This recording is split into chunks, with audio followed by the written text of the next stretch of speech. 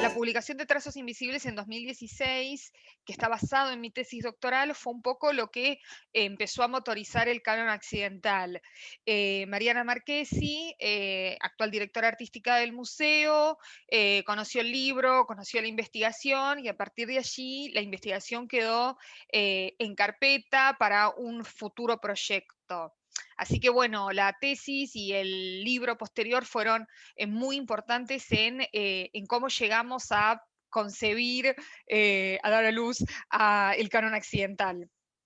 Yo sé que el canon accidental es una muestra posible sobre el pasado de las mujeres artistas. Sé que no es la palabra definitiva y acá me anclo mucho en el feminismo y en lo que el feminismo propone como teoría y como praxis.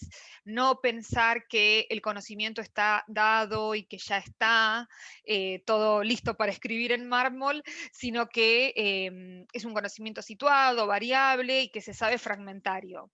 Entonces, en este sentido, el canon es una historia posible basada en este trabajo que yo hice y, como señalabas, en mi conciencia y en mi compromiso con las causas feministas. Aunque eso tal vez no sea tan evidente para el público, eso está muy presente en la muestra y en su génesis. En realidad, a fines del 2018 ya empezamos a pensar el proyecto con la idea de hacerlo en el 2019. En 2019 coincidieron dos eventos, la muestra individual de María Obligado, que es una de las artistas representadas en la muestra en Rosario, que para mí fue una experiencia maravillosa, pero bueno, obviamente hubo un montón de tiempos de traslado y de tiempo que no le pude dedicar a la muestra y después tuvo una operación mayor en el 2019. Entonces eso obviamente cortó, seguimos trabajando, si no es que lo dejamos colgando, seguimos relevando obra. También es importante pensar que el canon surge también del deseo de, sobre todo las trabajadoras del museo, de contar otra historia o de, digamos, permitir que el museo cuente o se cuente a sí mismo desde otra perspectiva. Entonces, paralelamente, desarrollaron la base de todas las artistas de la colección que exceden o anteceden el periodo que cubre el canon accidental. También algo muy importante que hizo el equipo de investigación del museo fue hacer el relevamiento de todas las muestras individuales o colectivas de mujeres artistas en el museo, lo que, digamos, nos da un conocimiento muy acabado acerca de los procesos de exclusión y de también visibilización estratégica de ciertas artistas a lo largo de la historia del museo. Y se fueron definiendo mediante mi conocimiento de la colección, gracias a la tesis y el conocimiento de las trabajadoras, una serie de núcleos que son cronológicos, pero que también tienen temas y tienen múltiples hilos que unen a esas artistas y a esas obras. Así que eso ya estaba definido. El problema vino, bueno, por supuesto en el 2020, la pandemia, la cuarentena y todo esto que cambió nuestro mundo para siempre, afectó la apertura de la muestra, pero también se solapa con otro proceso, que es el proceso de conservación-restauración de las obras. Como estas obras no se mostraban, estaban muchísimas en muy malas condiciones, simplemente porque, bueno, en la dinámica institucional, las obras que más se conservan, a las que más se les presta atención, son las que forman parte de los recorridos, de los guiones. Así que esta también era una oportunidad de rescatar y de poner en valor esa parte del acervo.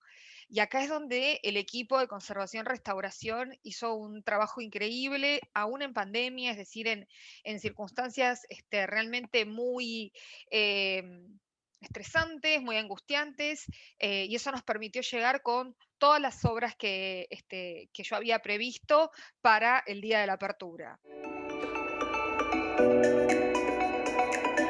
Es un proceso donde, digamos, es muy paradójica la investigación en sí, en el sentido de que, bueno, vos te llevas el crédito de algo que charlaste con un montón de gente, donde yo tuve tutoras maravillosas, maestras como Laura Madosetti Costa y Dora Barrancos, referentes totales, y bueno, y sin embargo publicas un libro y bueno, tiene tu nombre y el título en la portada y todo esto, pero la curaduría es todavía un paso todavía más hacia lo colectivo. La muestra es como es, se ve como se ve, por decisiones compartidas, decisiones que consensuamos. Por eso me hace tanto ruido cuando se habla de la curaduría como un fenómeno individual. Y yo pienso en todas las trabajadoras con las que compartí tanto tiempo, sea antes de la muestra, durante el montaje, ahora en el programa público. Es un proceso colaborativo y también esto es importante para mí pensarlo desde el feminismo, ¿no? Hicimos tanto trabajo en destruir la imagen del artista genio, no es para reemplazarla con la idea de los y las curadoras que son geniales y que pueden armar un relato por sí mismos, ¿no? Es un trabajo colaborativo y eso está muy presente en cómo se armó la muestra, en cómo se decidieron tanto los núcleos como los ejes transversales. Es un trabajo en equipo y el Museo Nacional de Bellas Artes tiene un equipo extraordinario realmente. Que también tiene que ver con cuál es el posicionamiento de la muestra frente, digamos, a cuestiones centrales de la disciplina como la materialidad, como el canon, es decir, cómo podemos desde la disciplina estudiar obras perdidas, ¿sí? Obras de las cuales tal vez solo conocemos una descripción o en el mejor de los casos tenemos una reproducción, que es alguno de los casos donde tenemos reproducciones de alta calidad que forman parte de algunos archivos, sobre todo de historiadores del arte, que conservaron esta documentación.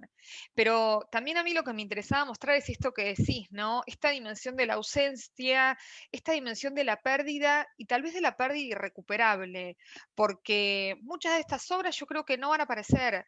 Hay algunas que, bueno, hay más chances de que aparezcan porque fueron vendidas a la municipalidad, por ejemplo, en el año 35, una obra de Elía Correa Morales, es decir, tenemos la documentación, está el contrato, sabemos las medidas, es decir, hay elementos como para saber, bueno, puede estar en algún lugar, ¿no? En alguna dependencia del gobierno de la ciudad en la actualidad.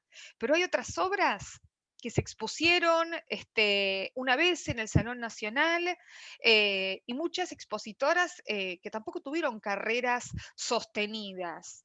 Y acá es un poco el dilema de cómo contar esas historias fragmentarias, porque, bueno, el otro día justamente Marta Penos en el seminario hizo una pregunta muy hermosa en torno a el modelo basariano y la biografía de los y las artistas, ¿no? Cómo contar la historia de las mujeres artistas sin caer en el modelo basariano. Y una particularidad del modelo basariano en lo que hace al relato de las vidas de los artistas varones, recordemos que Vasari incluye creo que 3 mujeres artistas, como para demostrar que existía algo como el arte practicado por mujeres. Una característica central es esta característica de estas carreras extensas, de estas carreras que tienen un origen, alcanzan un punto de madurez y luego, bueno, tal vez un punto de decadencia. Eh, este esquema no lo tenemos para casi ninguna de las artistas del canon occidental. Conocemos algunas obras, se han conservado materialmente muchas menos, es decir, no podemos aplicar estas herramientas tradicionales de la historia del arte y en ese sentido nos invita a pensar otras maneras de contar sus trayectorias. Cuando yo pensé el canon, siempre la pensé como una muestra pedagógica, una muestra didáctica, una muestra donde aprendiéramos como comunidad en torno a estas mujeres. Se podrían haber hecho textos de pared larguísimos, con un montón de vocabulario de los estudios de género, pero la verdad es que hay cosas que se pueden explicar de una manera mucho más llana y eso invita al público, a las salas, y también contribuye a derribar las paredes del museo, ¿no? Esta es una muestra que habla sobre la mitad del pasado de nuestra historia como trabajadoras del campo cultural o como creadoras. Y en este sentido me parecía que lo más importante era hacerla accesible. Y esto que vos decís también en torno a lo dinámico del recorrido, pensar núcleos, pero también ejes transversales, ¿no? Que recorran todos los núcleos y que no estén en un lugar determinado. Te podés encontrar de repente en la sala de fin del siglo XIX con dibujos académicos hechos en la década de 1930, que también nos invitan a mirar el arte desde otro lugar y nos invitan a mirar las carreras de estas mujeres con sus obstáculos, pero también con sus posibilidades, ¿no? Y a ver esta genealogía que nos fue arrebatada realmente. Se diferencia mucho de las otras muestras colectivas que hubo, que fueron muestras muy importantes de visibilización de los acervos, y acá quiero ser súper clara. Cualquier muestra de mujeres artistas para mí siempre es bienvenida, porque moviliza preguntas en el campo del arte, porque te permite ver obras que estaban en la reserva y que si no, nunca más. Pero hay una diferencia muy grande entre una muestra de, bueno, compilación de qué hay en el museo, que está buenísimo y que es muy válido, y una muestra de investigación que sea capaz de tener una intervención más duradera, un impacto más fuerte en cómo pensamos la historia del arte, ¿no? Es decir, una muestra que te permite entrar en contacto con obras de mujeres artistas del pasado o contemporáneas, es valiosa. Pero si esa muestra está acompañada de una reflexión, de hilos conductores entre las artistas, ¿no? No pensar que por pertenecer a esta categoría de mujer, todas las artistas del pasado o contemporáneas han sido iguales, ¿no? Creo que cada vez se hace más fuerte dentro del feminismo la necesidad de pensar interseccionalmente, la necesidad de pensar, por supuesto que hay elementos sociales, culturales que colocan a las mujeres en lugares secundarios con respecto a los varones, pero también hay factores de clase que pueden intervenir a favor de las mujeres, también hay factores raciales. Claramente las mujeres que el canon ha logrado incorporar, porque son las mujeres que han tenido una inserción y una visibilidad, son mujeres en general que pertenecen a clases medias y clases muy privilegiadas otras, y siempre con una adscripción 100% europea.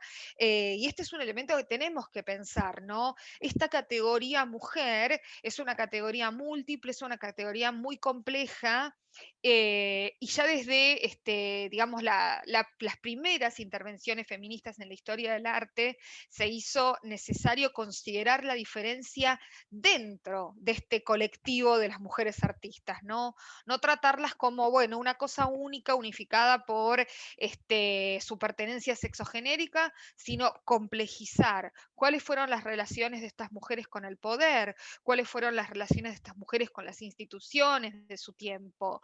Son posicionamientos muy diversos y está bueno complejizarlo, no para que no se entienda nada, sino para que todo se entienda mejor. La historia siempre la contamos desde un punto de vista situado, la historia, digamos, miramos retrospectivamente y construimos un relato, y estas intervenciones, estas luchas del campo artístico contemporáneo iluminan para mí la manera en la que yo me acerco al pasado, la manera en la que yo me acerco a ese registro histórico. Es inseparable un elemento del otro. Y en este sentido creo que la muestra tiene un caudal de ideas y de luchas pasadas re capaz de movilizar y de seguir movilizando a los y las artistas del presente.